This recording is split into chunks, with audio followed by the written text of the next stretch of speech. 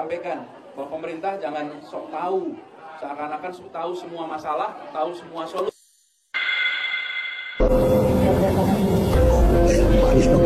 Saya bilang dia nggak kuasai data.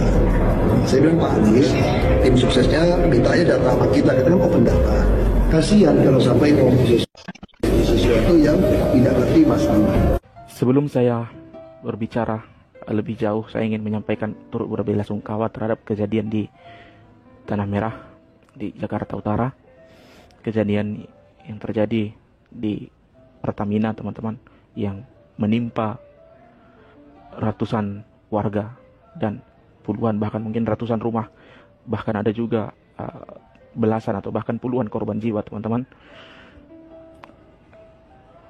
Ya, semoga para korban yang sudah meninggal dunia diterima di sisi Tuhan, dan para korban luka semoga bisa disembuhkan oleh para medis dengan lebih cepat dan tidak ada lagi korban jiwa yang bertambah, teman-teman.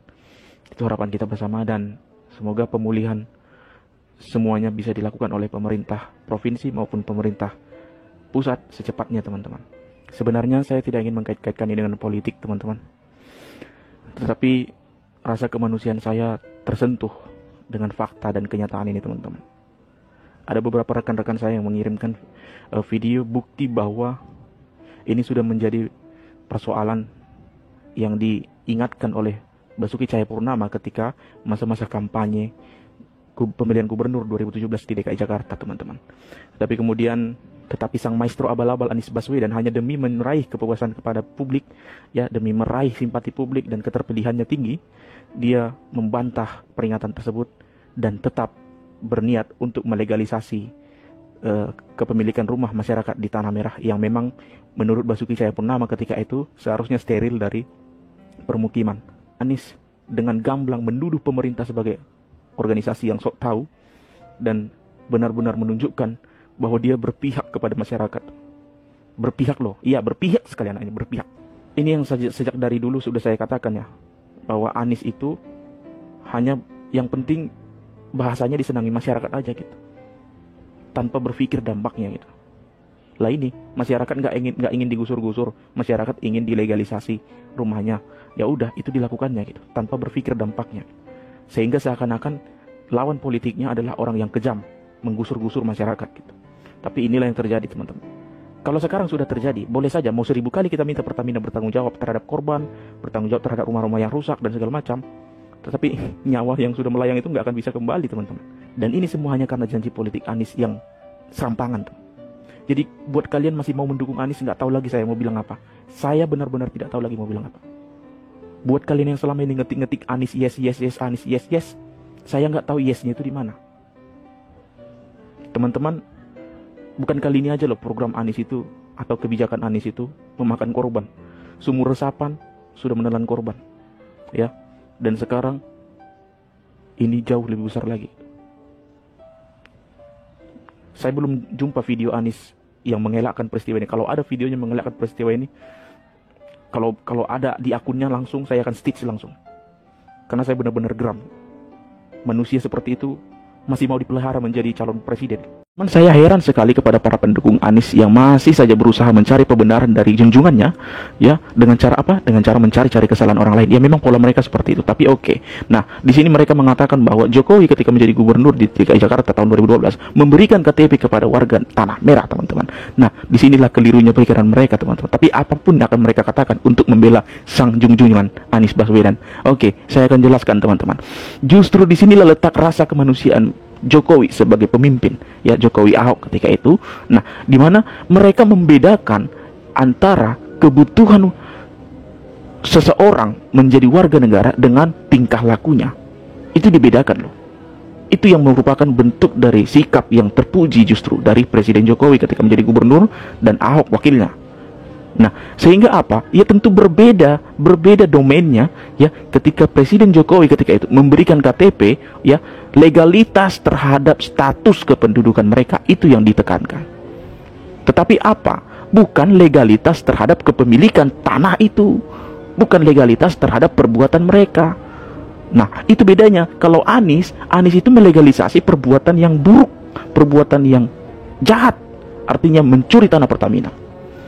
Itu yang dilegalisasi Anies. Kalau Jokowi tidak, dia tahu ini ada kesalahan, ini ada kekeliruan, tapi bukan berarti mereka tidak bisa diakui sebagai warga negara atau warga Jakarta.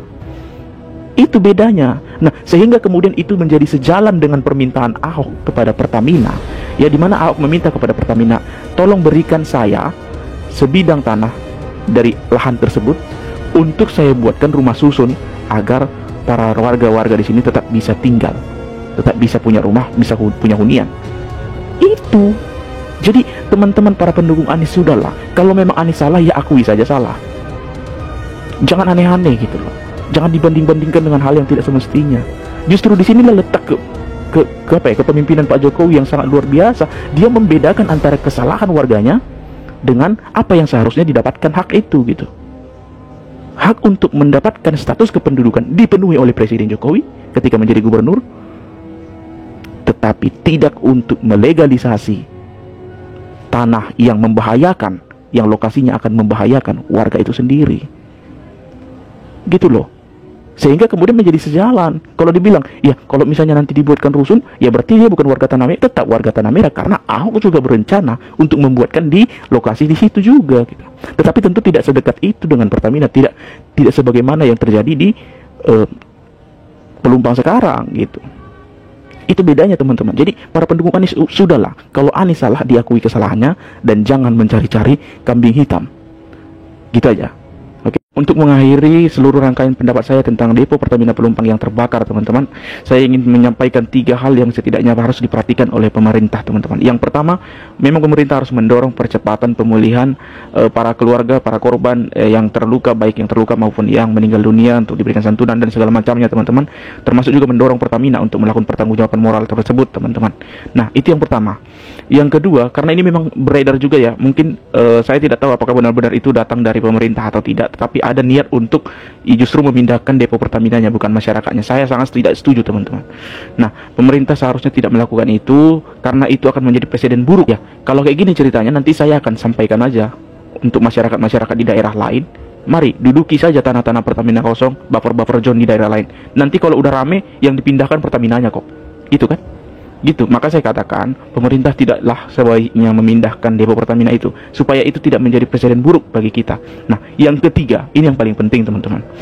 Pemerintah sebaiknya tidak melindungi orang yang seharusnya bertanggung jawab terhadap peristiwa ini. Nah, kenapa ini menjadi perlu? Ini bukan soal tendensi politik atau apapun ya, teman-teman. Ini soal kebangsaan kita, teman-teman. Supaya apa? Ya, supaya kita bisa hati-hati ke depan, memberikan efek jerah agar ini tidak menjadikan janji politik tanpa berpikir, teman-teman. Nah, itu yang terjadi, teman-teman. Karena kalau ini dibiarkan, saya pun inginlah menjadi gubernur nanti di provinsi lain yang lahan Pertaminanya masih kosong. Nah, saya akan undang masyarakat, saya akan janjikan untuk mendirikan bangunan di situ. Pilih saya. Nah, itu yang saya maksud, teman-teman. Maka seharusnya pemerintah juga memberikan opsi atau memberi sikap yang tegas ya dalam hal ini, teman-teman. Jangan seakan-akan hanya untuk melindungi seseorang atau hanya takut dikira pemerintah itu mengkait-kaitkannya dengan politik, mempolitisasi dan segala macam, maka hal yang memang seharusnya dilakukan jadi tidak dilakukan gitu. Itu pun akan menjadi salah, teman-teman. Saya mendorong ya ex-gubernur DKI Jakarta tahun 2017 itu dimintai pertanggungjawaban hukum, bahkan berpotensi untuk dimintai pertanggungjawaban hukum pidana, teman-teman.